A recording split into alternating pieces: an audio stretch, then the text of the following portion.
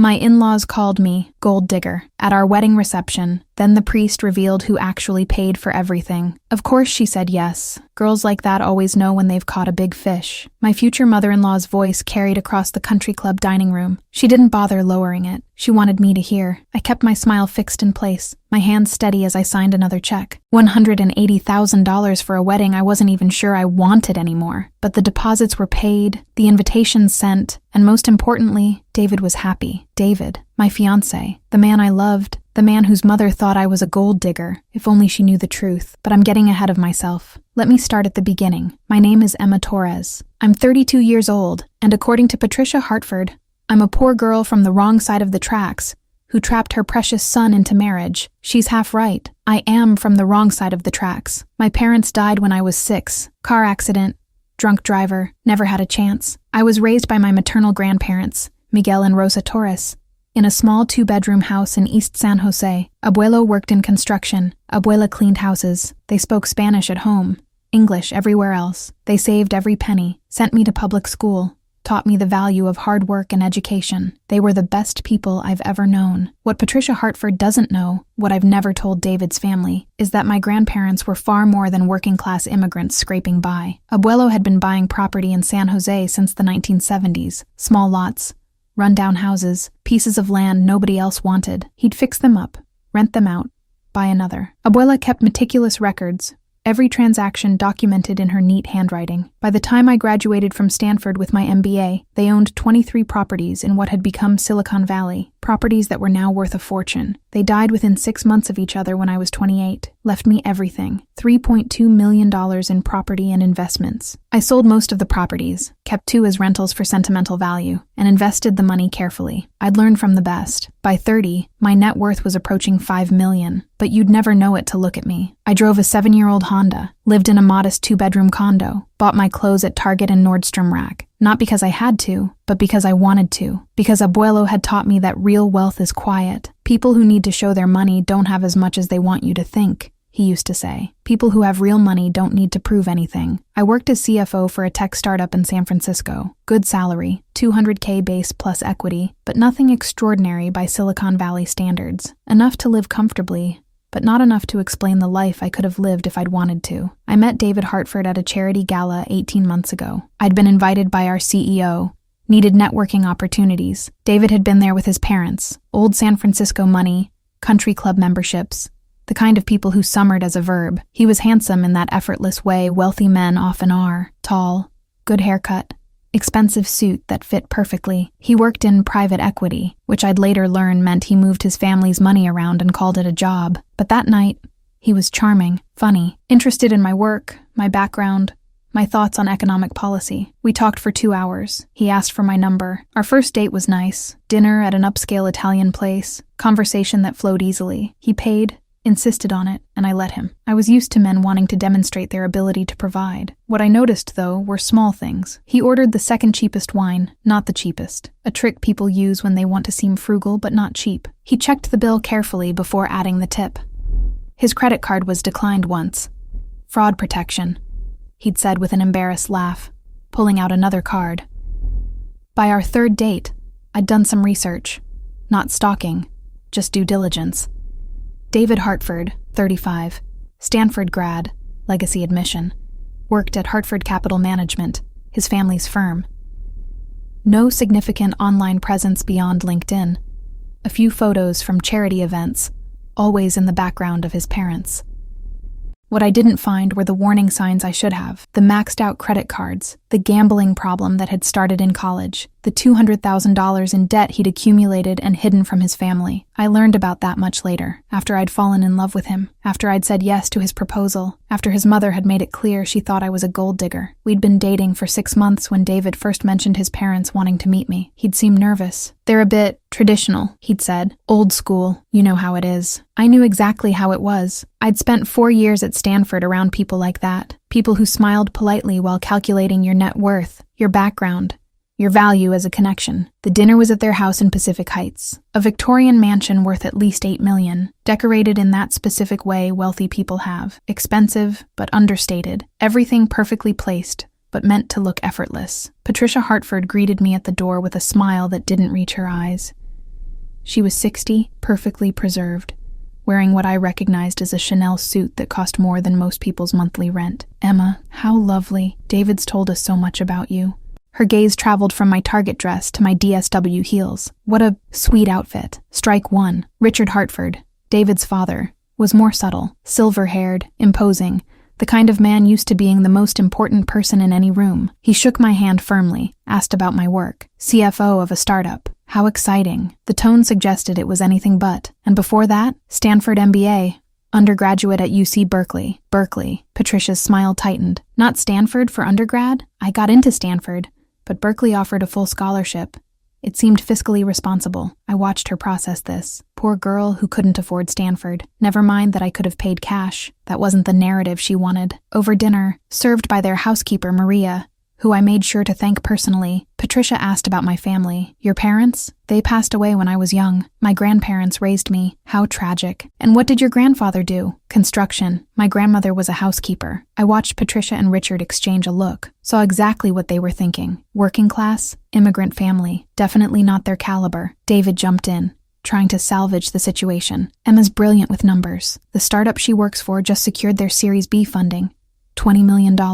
How nice," Patricia said. "Those startups are so risky, aren't they? Not like established firms, like Hartford Capital." She emphasized the family name, making sure I understood. They had money, real money, established wealth. If only she knew I could have bought their established wealth twice over. The engagement happened 3 months later. David proposed at the beach, sunset, the whole romantic setup. The ring was beautiful, a 2-carat diamond that I later learned he'd financed, not bought outright. I said yes because I loved him, because he was kind to me, made me laugh, supported my career, because I thought we could build something real together. His parents' reaction to the engagement was tepid at best. "Well," Patricia had said when we shared the news, "I suppose we should start planning a wedding." That's when things got interesting. Patricia wanted to plan everything. The venue, her country club, the catering, her preferred service, the flowers, her florist, the music, her choice. Every decision came with a comment about maintaining standards and what people expect from a Hartford wedding. Never once did she ask what I wanted. "I hope you understand," she'd told me over wedding planning tea, just the two of us,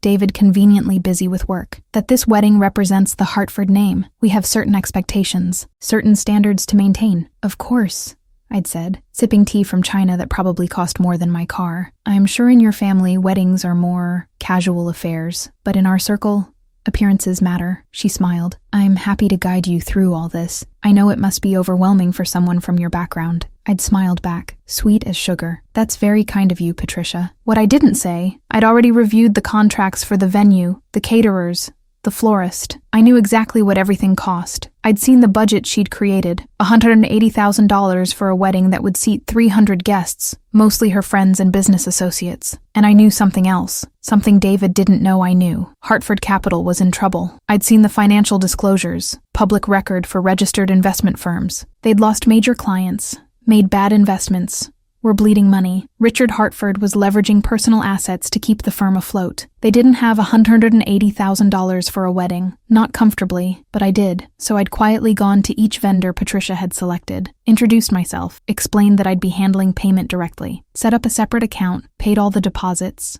arranged for all future payments to come from me. The vendors were confused but accommodating. "Mrs. Hartford said the family would be paying. Change of plans," I'd said smoothly. "I prefer to handle my own expenses, but please don't mention this to the Hartfords. They're so generous, and I don't want them to feel obligated." Everyone agreed. Why wouldn't they? They were getting paid, and family drama wasn't their concern. I did the same with the rehearsal dinner, the flowers, the music, the photographer, the videographer, every single expense. David never knew. He assumed his parents were paying, as they'd offered. "Mom insists," he'd told me. "Says it's tradition. The bride's family pays for the wedding, but since your grandparents aren't here, and you don't have much family," he'd trailed off, uncomfortable. I'd let him think that. Let him think his generous family was covering everything. What I did discover, though, through my own digging and some careful questions, was David's debt, his gambling problem, his maxed-out credit cards and personal loans. He'd been good at hiding it, but not good enough for someone who analyzed financial statements for a living. I'd noticed his stress, his careful money management, the way he'd avoid talking about certain topics. So I'd paid off his debts too, quietly, anonymously through a trust I'd set up. Made it look like an inheritance settlement from a distant relative. He'd been so relieved, so grateful to the universe for the timing. "Can you believe it?" he'd told me, excited. "Some third cousin I barely remember left me money in their will. Enough to clear everything. It's like a sign we're meant to be together." I'd hugged him, let him think the universe had saved him. Never mentioned that I'd spent $200,000 clearing his debts so we could start our marriage without that burden. Why did I do it? Because I loved him. Because I believed in who he could be without the weight of debt and family expectations. Because I thought we were building a partnership. But his mother didn't know any of this. Couldn't know any of this. She thought she was paying for everything, showing her superiority, demonstrating her family's wealth and generosity. Which is why, 2 weeks before the wedding, when I overheard her talking to her book club friends at the country club, her words cut deep. Of course she's marrying him for money. Girls like that always do. Poor, no family, immigrant grandparents. She saw David and saw a meal ticket. Patricia's laugh was cruel. At least we'll get grandchildren out of it, though heaven knows what they'll look like with that gene pool. Her friends had laughed along, agreed, speculated about my motives, my gold-digging ways, my manipulation. I'd stood in the hallway, dress-fitting appointment cards in hand, and felt something cold settle in my chest. I was paying for everything. The wedding,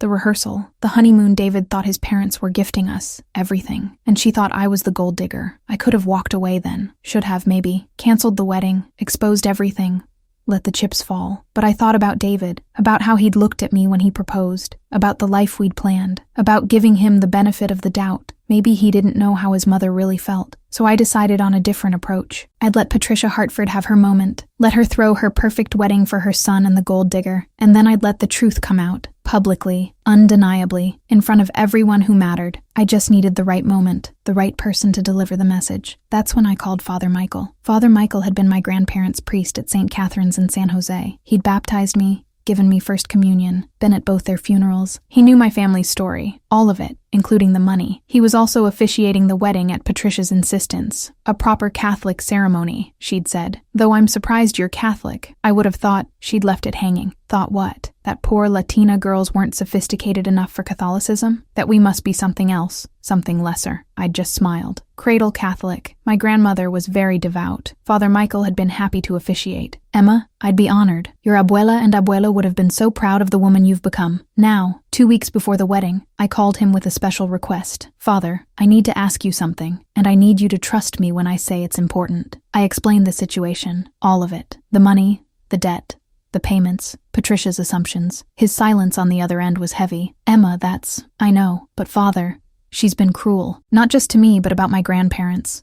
My background, everything they worked for. She needs to know the truth. They all do. And I need them to know it in a way they can't deny. You want me to announce it during the reception. Not announce. Just clarify. When she inevitably says something about their generosity, their gift, their contribution to our future. I need someone to tell the truth." Father Michael was quiet. Then, "Your abuela would have my head for participating in public humiliation. My abuela would have done the same thing if someone had insulted her family the way Patricia's insulted ours. You know she would have." He laughed. "Rosa did have a spine of steel." "All right, Emma. I'll do it, but only if it's necessary. If Patricia keeps her mouth shut, she won't. Trust me. She's going to make sure everyone knows what a generous family she comes from and what a charity case I am. Then I'll be ready. 2 weeks. 2 weeks of final fittings, seating charts, last-minute adjustments. 2 weeks of Patricia making subtle digs about my dress choice. So simple. But I suppose that suits you. My small guest list. It's a shame you don't have more family. My preference for modest flowers. We could have done orchids.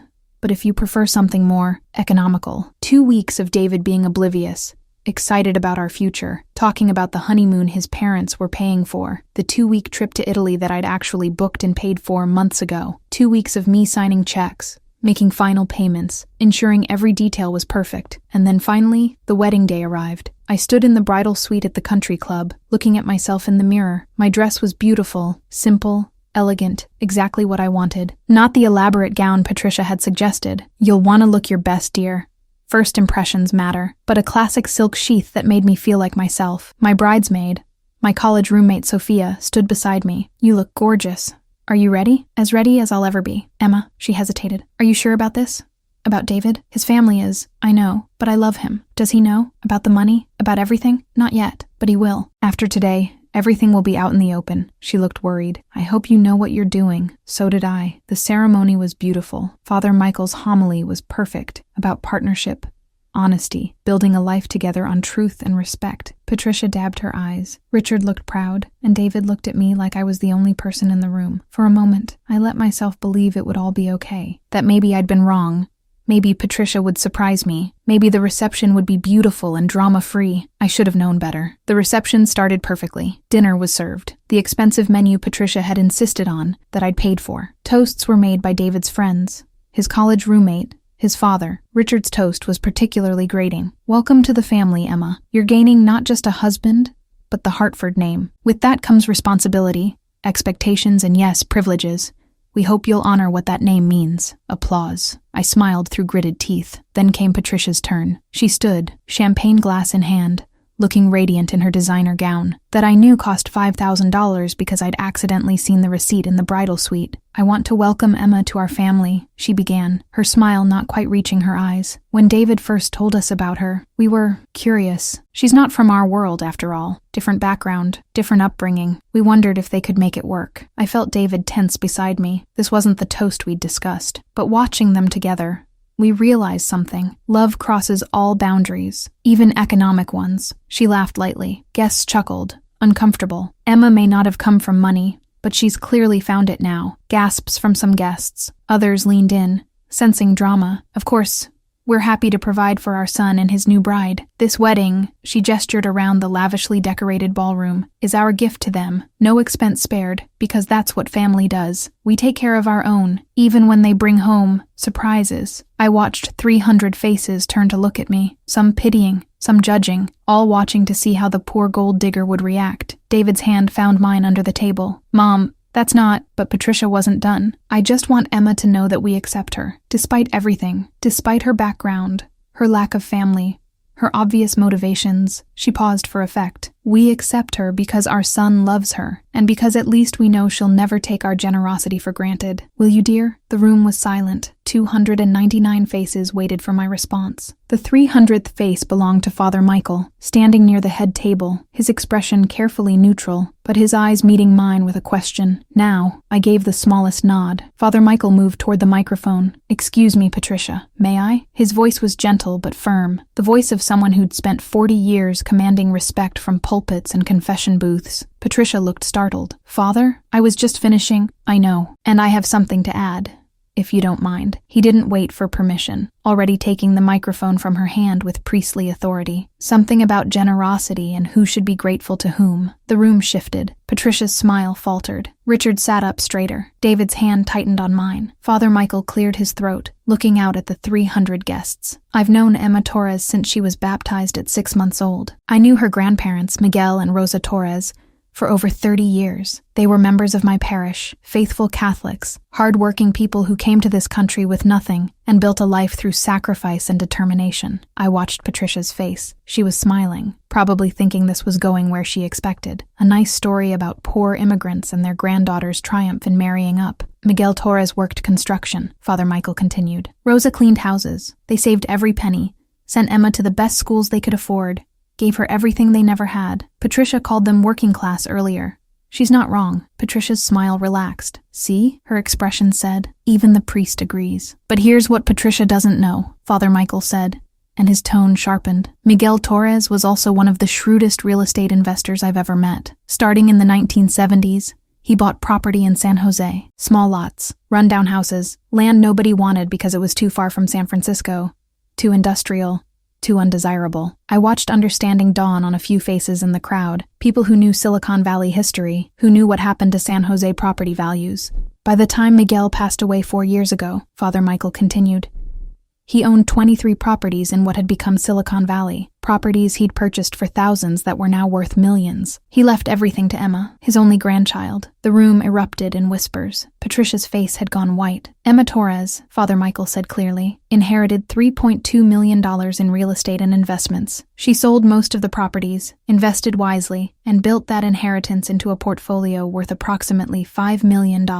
Gasps. Actual gasps from 300 people. "But you wouldn't know it to meet her, would you?" Father Michael's smile was kind as he looked at me. "Because Emma drives a 7-year-old Honda, lives in a modest 2-bedroom condo, shops at Target. She learned from her abuelo that real wealth doesn't need to announce itself." David had dropped my hand. I felt him staring at me, but I couldn't look at him yet. I kept my eyes on Father Michael. Now, Patricia mentioned how generous the Hartford family has been, how they paid for this beautiful wedding, how they've provided for their son and his new bride. Father Michael paused. That's interesting because I have the receipts that say otherwise. He pulled out his phone, and somehow, I don't know how he managed this, it connected to the venue's presentation system. Images appeared on the large screens around the ballroom, bank statements, payment confirmations, all with identifying information redacted except the amounts and dates. The Ritz-Carlton venue rental, $80,000, paid in full by Emma Torres 6 months ago. Patricia made a small sound. Richard had gone completely still. The catering for 300 guests, $45,000. Paid by Emma Torres. The flowers, the music, the photographer, the videographer, the wedding cake. Father Michael clicked through screen after screen. Every single expense for this wedding was paid by Emma Torres. The total comes to $183,000. The whispers had become full conversations. People were pulling out their phones, probably already texting others. Patricia looked like she might faint. But that's not all, Father Michael said, and I almost felt sorry for what was coming next. Almost. David, I'm sorry you have to learn this in front of everyone, but your new wife also discovered your gambling debts, $200,000 worth. Debts your parents knew nothing about. David's face had gone from confused to mortified. Emma, she paid those too, Father Michael said, anonymously, through a trust, made it look like an inheritance from a distant cousin. You thought the universe had saved you. It wasn't the universe. It was your wife. The room was completely silent now, everyone staring. Some at me, some at David. Most at Patricia, whose carefully constructed world was crumbling in real time. So when Patricia talks about generosity, Father Michael said, let's be clear about who's been generous. Emma has spent over $380,000 on this wedding and on supporting David. She's done it quietly, without fanfare, without demanding recognition, because that's the kind of person Rosa and Miguel Torres raised. He looked directly at Patricia. Emma isn't a gold digger, Patricia. If anything, your son is the one who married someone with significantly more wealth than his own family has, especially considering Hartford Capital's recent financial troubles. Richard stood up. That's confidential information. It's public record for registered investment firms, Father Michael said calmly. Anyone who knows where to look can see that Hartford Capital has lost 60% of its client base in the past 3 years. That Richard Hartford has been leveraging personal assets to keep the firm afloat. That this family's old money is more like old debts. I'd given Father Michael access to all of it. Every piece of information I'd gathered. Every truth Patricia had hidden behind her veneer of superiority. Patricia found her voice. How dare you?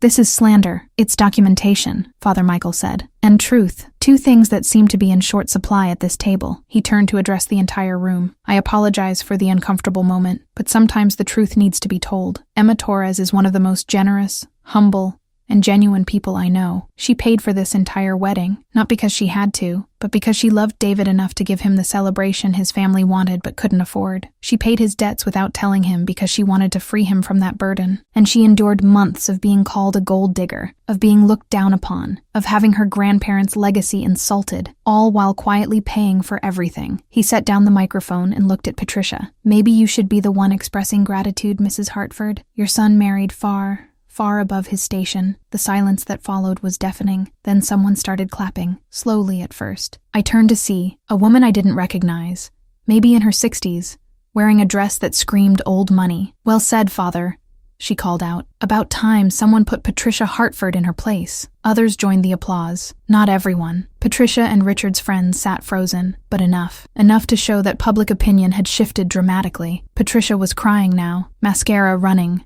hands shaking. I didn't know. We didn't. You didn't ask, I said quietly, first words I'd spoken since Father Michael started. You assumed. You looked at my background and decided you knew everything about me. You decided I was beneath you, that my grandparents were beneath you, that I was only marrying David for money. Emma, I'm sorry. Are you? Are you sorry for what you said? Or are you sorry that everyone now knows the truth? I stood up. You called my abuela a housekeeper like it was something shameful. She cleaned homes to put food on the table and save for my education. There's no shame in that. The shame is in your assumption that honest work makes someone less than. I looked at Richard. You asked what my grandfather did. Construction, I said, and you judged him for it. But he built things, real things, houses, buildings, a life. What have you built, Richard? A failing investment firm held together by loans and desperation. Richard's face flushed. You had no right to investigate. I'm a CFO. Due diligence is literally my job. And when my future mother-in-law starts planning a wedding she can't afford, I pay attention. I turned to David. He was staring at me like I was a stranger. Emma, he said, voice hoarse. You paid for everything? The wedding? My debts? Yes. Why didn't you tell me? Because you would have refused. Because your pride would have been hurt. Because you would have tried to find another way. And there wasn't another way, David. You were drowning. But you let me think. He couldn't finish the sentence. I let you think you'd gotten lucky with an inheritance. I let you think your parents were being generous. I let you think whatever you needed to think to feel okay about yourself. I took a breath. I did it because I love you. Loved, he said quietly. Past tense. Was it past tense? I didn't know anymore. Patricia tried again. Emma, please. I was wrong. I'm sorry. I'm so sorry. I judged you unfairly. I said terrible things. If you'd known I had money, you would have treated me differently. I finished for her. That's the problem, Patricia. Your kindness, your respect, your basic human decency, it's all conditional on wealth. If I'd been exactly who you thought I was, a working class girl with nothing but love to offer your son, would I have deserved the cruelty? Would I have deserved the mockery? She had no answer. My abuela used to say, no es oro todo lo que reluce. Not all that glitters is gold. I looked around the ballroom, at the expensive flowers, the designer dresses, the champagne and crystal. And not all gold glitters. You missed the treasure because you were too busy looking for the shine.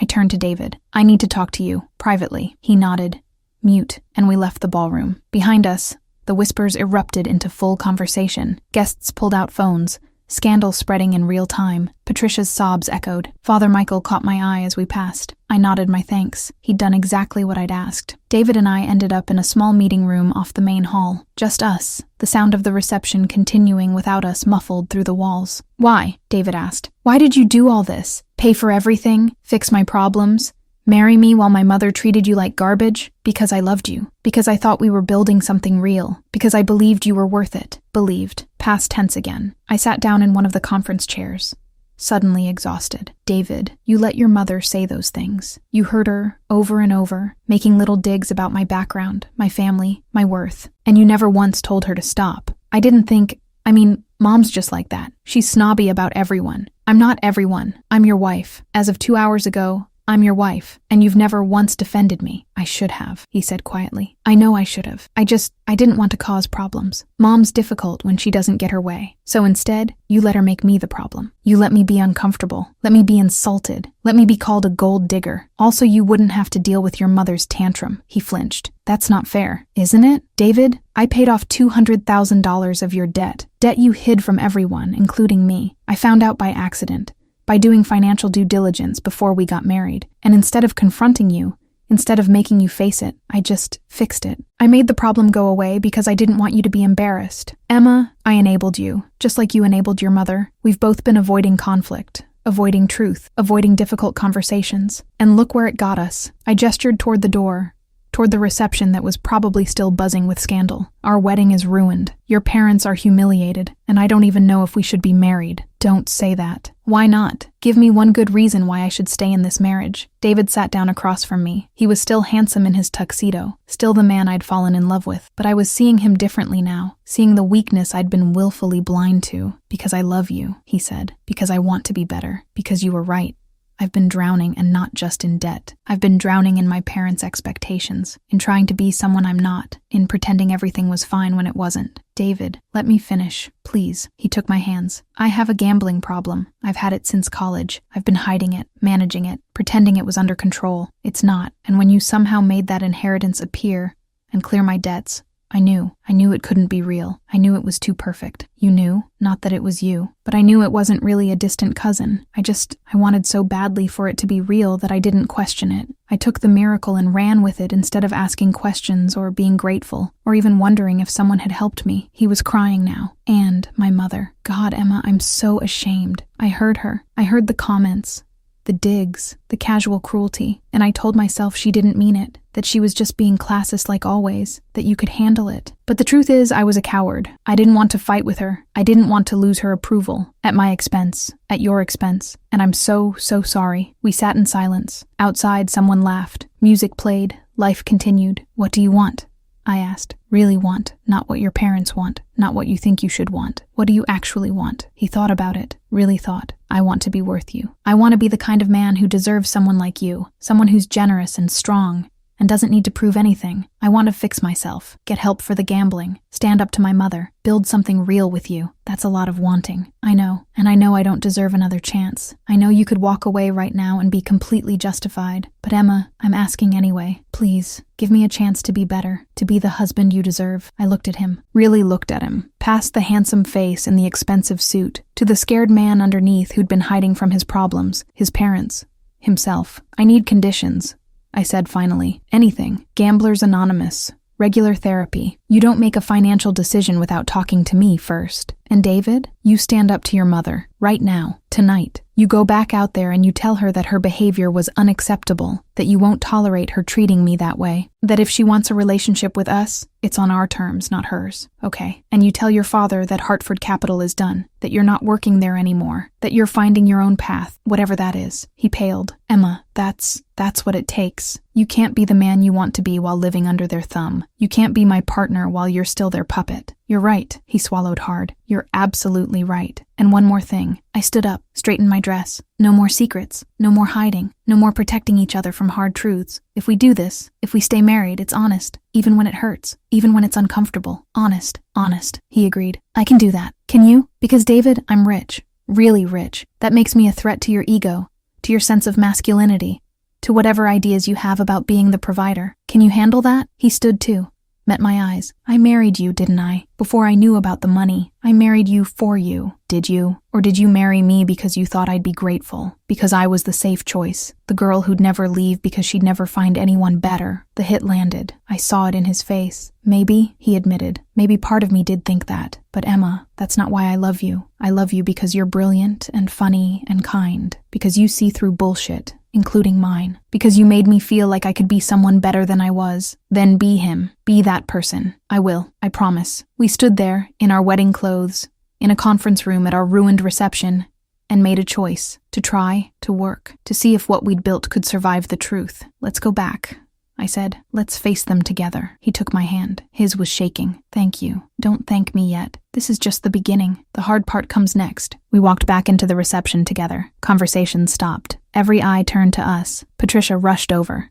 Makeup destroyed. Hands reaching for David. Honey, we need to leave. This is too humiliating. We need to— No, Mom. David's voice was firm. Firmer than I'd ever heard it. We need to talk. About how you've treated Emma. About the things you said. About your behavior. David, not here. Yes, here. You humiliated my wife in front of 300 people. You called her a gold digger. Insulted her family, acted like she was beneath us. And Mom, she's not. She never was. And the fact that you couldn't see that, couldn't respect her, couldn't treat her with basic kindness, that's on you. Patricia's face crumpled. I was just trying to protect you. From what? From someone who loves me? From someone who's been more generous to me than anyone in my life? You weren't protecting me, Mom. You were protecting your own prejudices. Richard stepped forward. Son, your mother is upset. Maybe we should discuss this privately. No, Dad. Private is what got us here. Emma has been paying for everything. The wedding, my debts, our life, while you and Mom acted superior, while you looked down on her grandparents who built more wealth than this family has left. I squeezed his hand. He was doing it, actually doing it. Emma and I are leaving, David said. We're going on our honeymoon, the one Emma paid for. And when we get back, we're going to have a serious conversation about boundaries, about respect, about what it means to be part of our life. David, please. Patricia was sobbing openly now. I love you, Mom, but you hurt the person I love most, and that's not okay. It will never be okay. We turned to leave. Father Michael was waiting near the door with our honeymoon luggage. I'd asked him to have it ready just in case. Proud of you, he whispered as we passed. Sophia, my bridesmaid,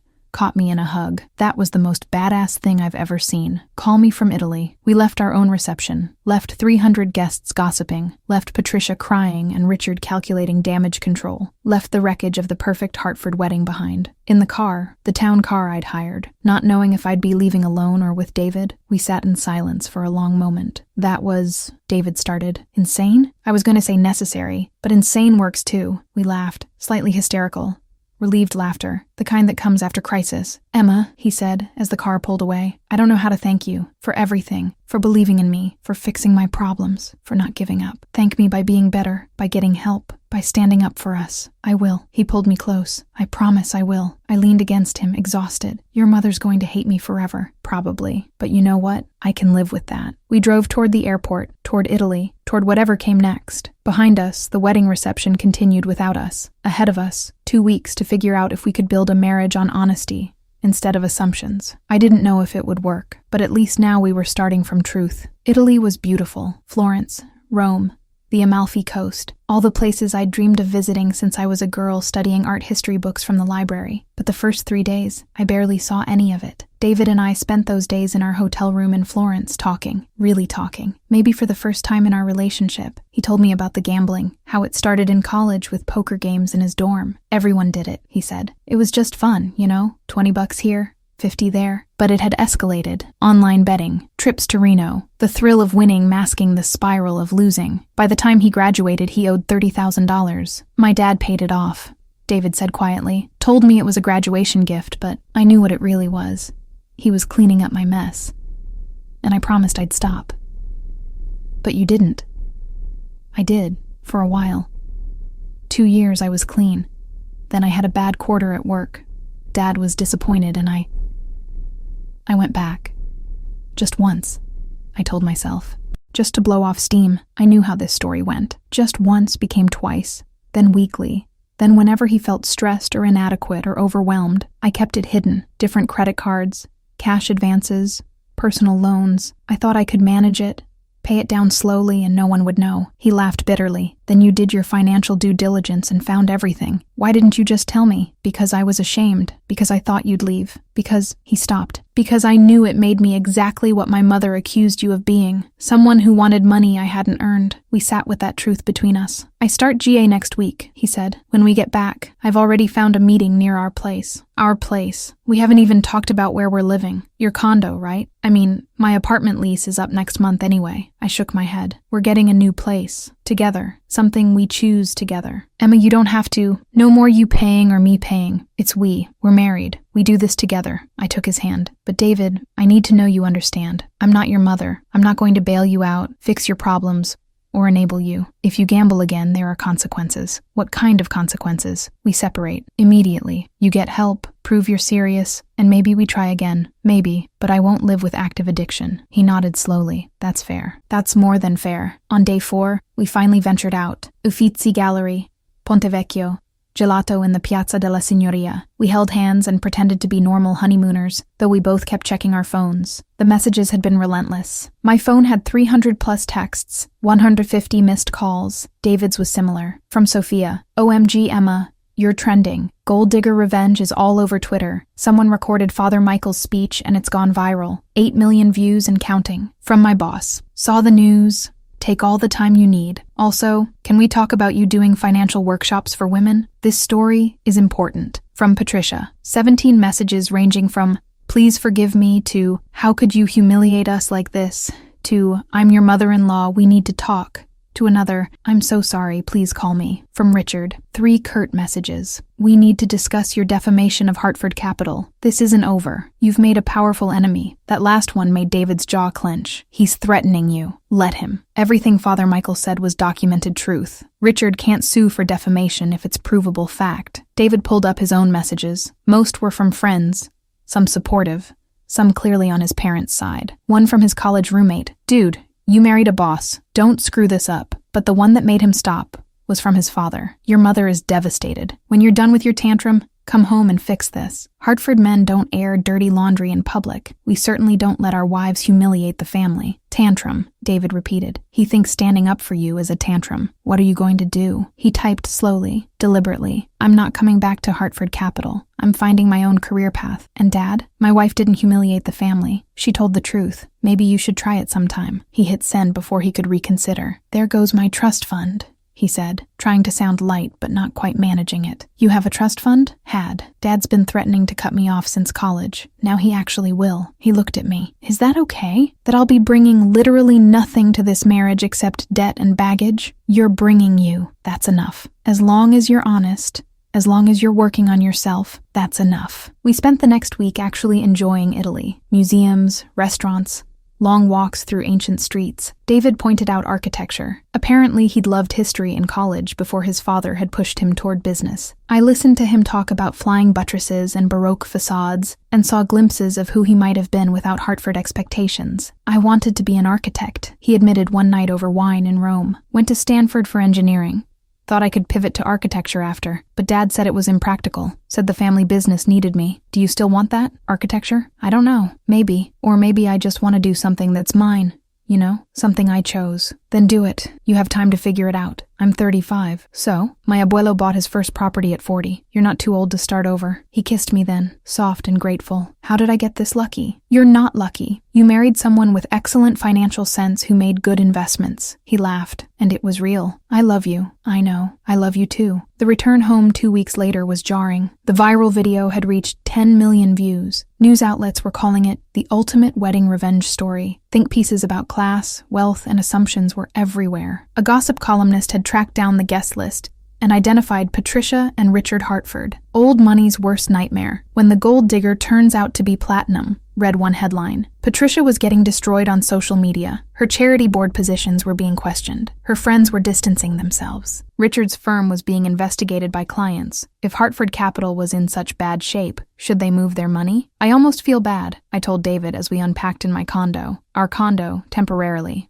Until we found something new. Don't. They built this. For years, they've been cruel to people they deemed beneath them. This is just the first time there have been consequences. His therapy started that week. Individual sessions twice a week. GA meetings every day. He'd come home drained, sometimes crying, always honest about how hard it was. I realized today that I don't know who I am, he told me after his third therapy session. I've been performing as David Hartford my whole life. The son, the heir, the golden boy. But underneath, I don't know what's there. Then we'll figure it out together. He also quit Hartford Capital, walked in Monday morning, handed his father a resignation letter, and walked out. Richard didn't try to stop him, just watched him leave with cold eyes. He said I'm making the biggest mistake of my life.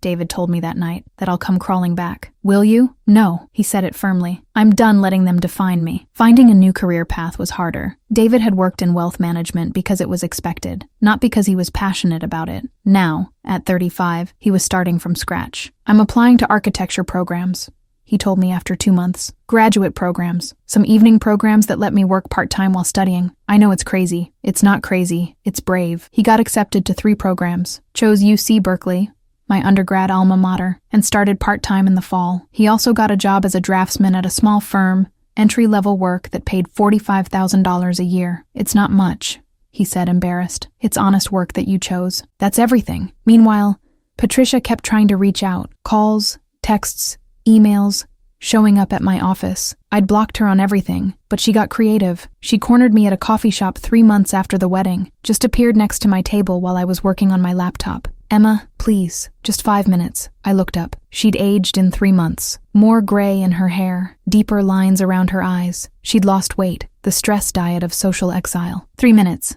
I said. She sat quickly, like I might change my mind. I'm sorry. I'm so sorry. I was wrong about everything. About you, about your grandparents, about my assumptions and my cruelty. Okay, that's it? What do you want me to say, Patricia? That I forgive you? That we can be best friends now? You spent months making me feel worthless. You humiliated me at my own wedding. You looked down on the people who raised me, who loved me, who built something real while you were coasting on inheritance. I know all that, and I don't deserve forgiveness. But Emma, I'm asking anyway, for David's sake. He's my son, and I love him, and I can't lose him. You're not losing him. You're experiencing consequences. There's a difference. Please, tell me what I can do, how I can make this right. I closed my laptop. You want to make it right? Really? Yes. Anything. First, therapy. Real therapy. Not life coaching or spiritual counseling. Actual therapy to address your classism, your need for control, your inability to see people's worth beyond their bank accounts. She nodded. I'll do it. Second, you apologize to David. Really apologize. Acknowledge how your expectations hurt him. How you pushed him into a career he hated. How you enabled his gambling by bailing him out instead of helping him get treatment. I will. Third, you volunteer. 50 hours at a nonprofit serving working-class families. I'll choose which one. You're going to meet people like my grandparents and learn to see them as human beings, not charity cases. Patricia looked like she wanted to argue but swallowed it. Fine. And fourth, this is non-negotiable. You never, ever speak badly about someone's background again. Not to me, not to David, not to anyone. You don't know people's stories. You don't know what they've built or sacrificed. Your wealth doesn't make you better, Patricia. It just makes you richer. I understand. Do you? Because I don't think you do. I think you're here because you're socially isolated and desperate. I think the moment your friends come back, the moment you're comfortable again, you'll go right back to being the woman who called me a gold digger at my wedding. No, she was crying. I won't. Emma, this has been hell. Absolute hell. I've lost friends, lost my reputation, had to quit 2 charity boards. People cross the street to avoid me. My own sister won't return my calls. Good. She looked shocked. Good, I repeated. Maybe now you understand what it feels like to be judged, to be excluded, to have people make assumptions about you based on circumstances you can't control. Welcome to the world the rest of us live in. I stood up, packed my laptop. You want back in David's life? Do the work. All of it. Prove you've changed. And maybe, in a year or 2, we can have dinner. But Patricia, I will never trust you. Ever. You'll have to earn basic civility. And even then, we'll never be close. I can live with that. Can you? Can you really live with your son's wife tolerating you at best? With never being the grandmother you probably imagined being? With conditional, supervised access to any future grandchildren? Her face crumpled. I never considered. That's your problem. You never considered the long-term consequences of your cruelty. Start now. I left her sitting in the coffee shop, crying into her latte. Did I feel good about it? Not particularly, but I felt clear. Boundaries set, expectations managed. That night, David asked about seeing his mother for Thanksgiving, 6 months post-wedding. Has she done any of the things I asked? He pulled out his phone, showed me proof. Patricia had enrolled in therapy, real therapy with a licensed psychologist. She'd completed 30 hours of volunteer work at a job training center for low-income women. She'd written David a 3-page letter apologizing specifically for pushing him into wealth management, for bailing him out instead of getting him help, for prioritizing family image over his well-being. She's trying, David said. Really trying. Then okay, Thanksgiving. But here, at our place, not theirs. And if she makes one inappropriate comment, she leaves. Thanksgiving was awkward, but bearable. Patricia brought flowers, thanked me for having her, complimented the meal without any backhanded comments about cooking skills. She asked about my work with genuine interest. She told David she was proud of him for going back to school. Richard didn't come. Dad's still angry, David had explained. Says you destroyed the family name and I'm enabling you. That's fine.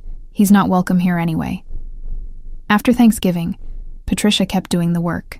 Continued therapy, finished her volunteer hours and signed up for 50 more. Started a scholarship fund for first-generation college students, funded by selling some of her jewelry collection. I want to do something meaningful, she told me during one carefully supervised coffee meetup. Something that honors what your grandparents built. Would it be all right if I named it after them? The Miguel and Rosa Torres Scholarship? I'd started crying. Couldn't help it. Yes, that would be, yes. 6 months post-wedding, David was thriving. Still going to GA, still in therapy, still sober from gambling. He'd made Dean's List in his graduate program. His job at the architecture firm had given him a raise. Small, but earned. He talked about buildings the way some people talk about art. I'm happy, he told me one night. Unprompted. For the first time in my adult life, I'm actually happy. We'd moved into a new condo together, smaller than what I could have afforded alone, but perfect for us. We'd furnished it together, picked every piece, built our home. I have something to tell you, I said that same night. What? I gave a TEDx talk about wealth assumptions, about invisible success, about how we judge people by appearance instead of character. It's going live next week. Emma, that's amazing. There's more. A publisher reached out. They want me to write a book about my grandparents' story,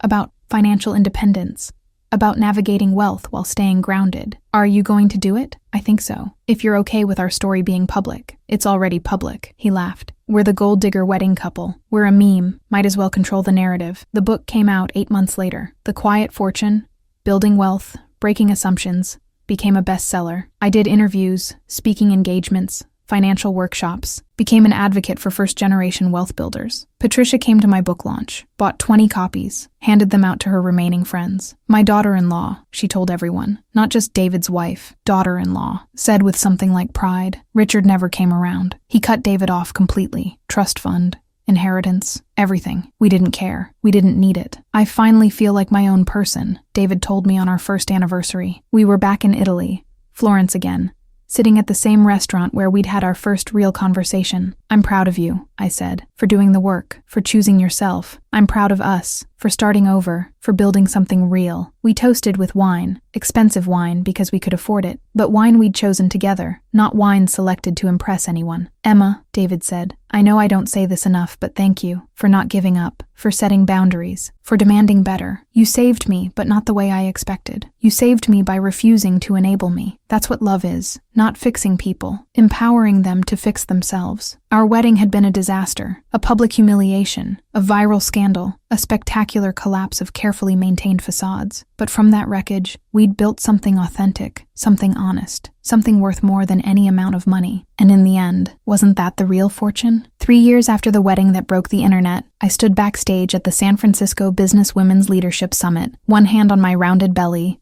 the other holding my speech notes. You okay? David appeared beside me, architect's portfolio under one arm. Our 2-year-old daughter Sophia balanced on his hip. Nervous. There are 2,000 people out there. You've done this before. You're amazing at this. He kissed my temple. Besides, they're here to see you, the woman who redefined what success looks like. Sophia reached for me. Mama! I took her, breathing in her baby shampoo smell. She had David's eyes and my grandmother's smile. We'd named her after my college roommate, but everyone said she looked like Rosa Torres come back to life. Mrs. Hartford, a stage manager, appeared. 5 minutes. David took Sophia back. Go inspire them. We'll be in the front row. I watched them walk toward the auditorium, my husband in his sensible khakis and button-down, carrying our daughter, looking nothing like the man in the tuxedo who'd stood paralyzed while his mother called me a gold digger. This David was solid, real, his. The transformation had taken 3 years, but it had been worth every difficult moment. David had graduated from Berkeley 18 months ago with his master's in architecture, top of his class. Now he worked at a firm specializing in affordable housing, designing homes for working families, immigrants, people like my grandparents. His salary was modest, $85,000, but he loved every day of it. I'm building things that matter, he told me when he got the job offer. Not managing money for people who already have too much, building actual homes for people who need them. We'd bought a house 6 months ago in Oakland. Nothing fancy. A 1950s bungalow that needed work. David was slowly renovating it, room by room, doing much of the work himself. Our neighbors were teachers, nurses, city workers, real people living real lives. I'd sold my tech startup equity for $8 million when they went public. Combined with my existing investments and book royalties, our net worth had grown to $15 million, but you'd never know it looking at our 3-bedroom house or our 10-year-old cars. The money funded things that mattered. The Miguel and Rosa Torres Foundation, which I'd started 2 years ago. We gave scholarships to first-generation students, funded financial literacy programs, supported small business loans for immigrant entrepreneurs. Patricia served on the board. That still surprised people, but she'd earned it. 3 years of therapy, 3 years of volunteer work, 3 years of showing up consistently, humbly, changed. Mrs. Hartford, it's time. I walked onto the stage to applause. 2,000 women, executives, entrepreneurs, rising professionals, looking at me expectantly. 3 years ago, I began. A video of my wedding went viral, not the ceremony,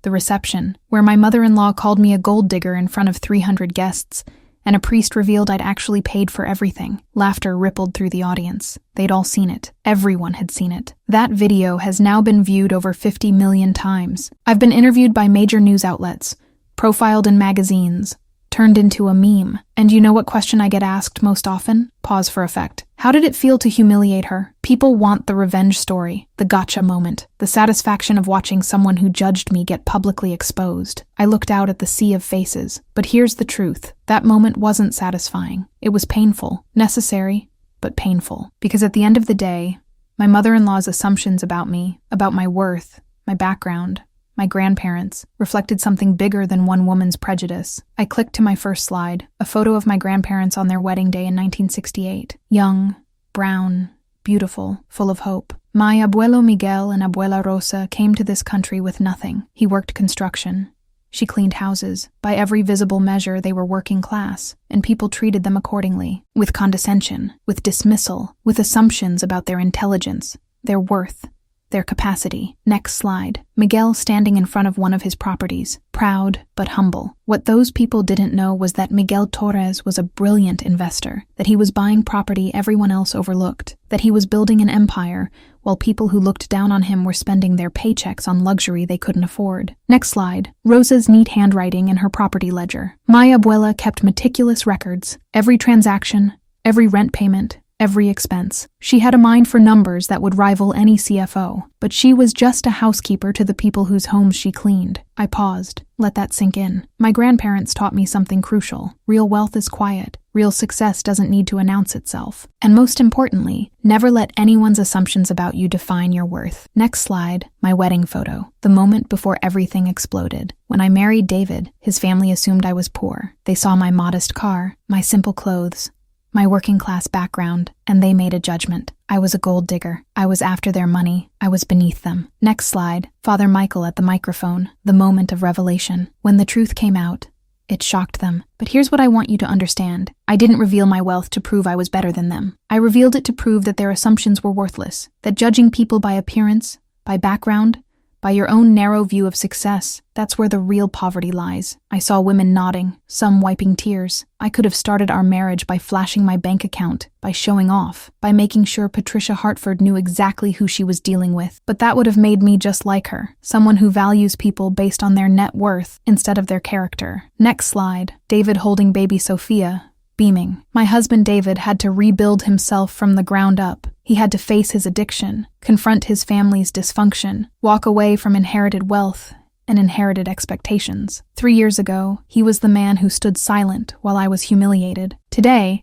he's the man who prioritizes truth over comfort, who chose meaningful work over prestigious titles, who's breaking generational patterns, so our daughter grows up knowing her worth isn't tied to anyone's assumptions. Next slide, Patricia at a volunteer site, serving food to low-income families. My mother-in-law Patricia spent 3 years doing the hardest work of her life, examining her prejudices, confronting her classism, learning to see people as human beings instead of social positions. She'll never be my best friend, but she's earned my respect by doing the work, by showing up, by proving that change is possible even at 63. Next slide. Me at my grandparents' graves, pregnant with Sophia. Before my abuela died, she told me something I didn't understand until much later. She said, "Mija, people will always judge the surface. Your job is to know your depth." I touched my belly, feeling the baby kick, our second daughter, due in 3 months. So here's what I want to leave you with today. Success isn't about proving yourself to people who've already decided you're not enough. Success isn't about revenge or gotcha moments or making people feel small. Final slide, the Miguel and Rosa Torres Foundation logo. Success is knowing your worth regardless of who sees it. Success is building something meaningful instead of something impressive. Success is choosing authenticity over performance, truth over comfort, growth over ego. I looked out at 2,000 faces. Some of you came from working class backgrounds like mine. Some of you are first-generation professionals. Some of you have been underestimated, overlooked, dismissed because of your gender, your race, your accent, your zip code. Nods throughout the audience. I see you. I am you. And I'm here to tell you, don't let their assumptions define your trajectory. Don't dim your light to make insecure people comfortable. But also, don't burn bridges just to prove a point. Real power is in building, not destroying. The applause started before I finished, building to a standing ovation. Afterward, dozens of women wanted to talk, to share their own stories of being underestimated, of hiding their success, of navigating spaces that assumed they didn't belong. One woman, maybe 30, Latina like me, grabbed my hand. "My fiancé's family treats me exactly like yours did. I've been thinking about calling off the wedding. Does he defend you?" "Sometimes. Not always." "Then here's my advice. Make it always. Make it non-negotiable. Make him choose between enabling their cruelty and protecting your dignity. Because if he can't stand up for you before the wedding, he won't magically find that spine after." She nodded, tears in her eyes. "Thank you." I found David and Sophia in the lobby. Patricia was with them. She'd driven up from San Francisco for the speech. "You were magnificent," Patricia said. "Emma,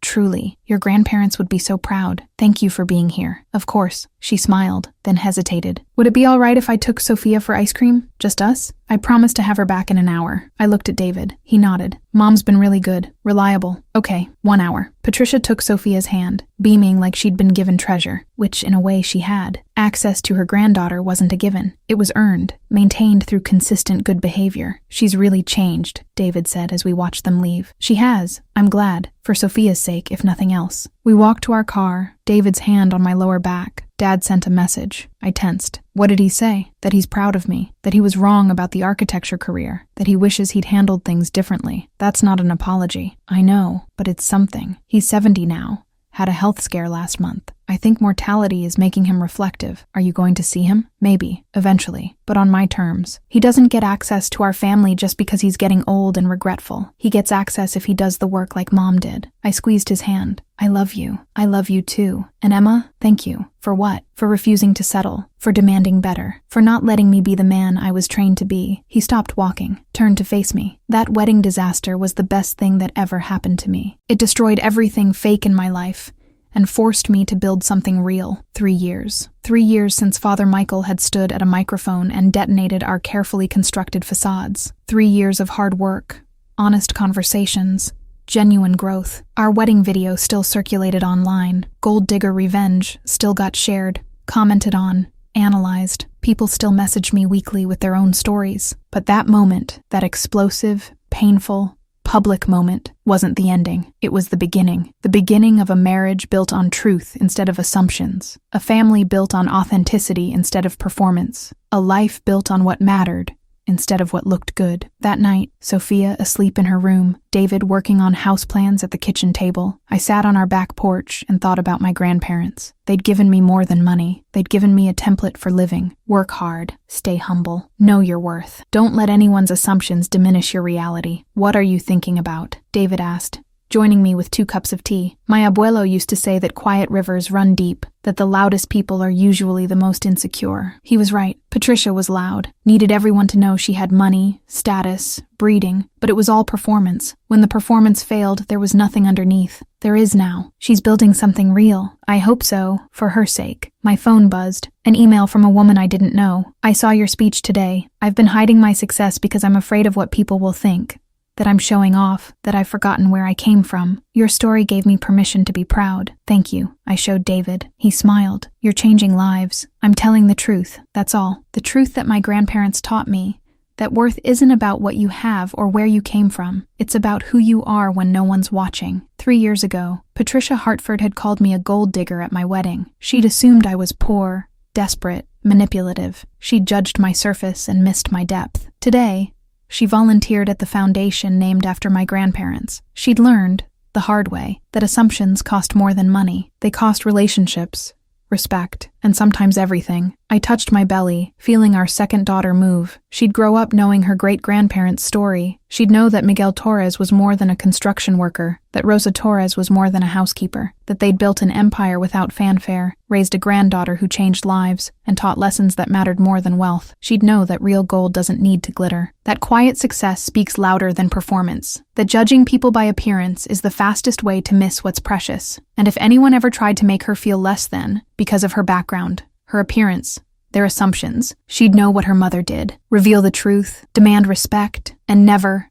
ever let someone else's prejudice define her worth. As I sat there, my husband beside me, my daughter asleep upstairs, my foundation growing, my second child kicking, I thought about that wedding reception 3 years ago, about Patricia's cruel toast, about Father Michael's revelation, about 300 shocked faces, and 10 million viral views, about the marriage that almost ended before it began. And I realized, sometimes the worst moment is exactly what you need. Sometimes humiliation cracks you open to truth. Sometimes everything falling apart is how you finally build something that lasts. My grandparents had taught me about quiet wealth. David had taught me about redemption. Patricia had taught me about consequences. And that viral wedding disaster had taught me the most valuable lesson of all. Never let anyone's assumptions become your reality. Know your worth. Demand respect. And when they call you a gold digger, make sure the truth is so undeniable that they choke on their words. Because real wealth, the kind my grandparents built, the kind I'm building now, isn't about the money at all. It's about living with such integrity that your truth speaks for itself.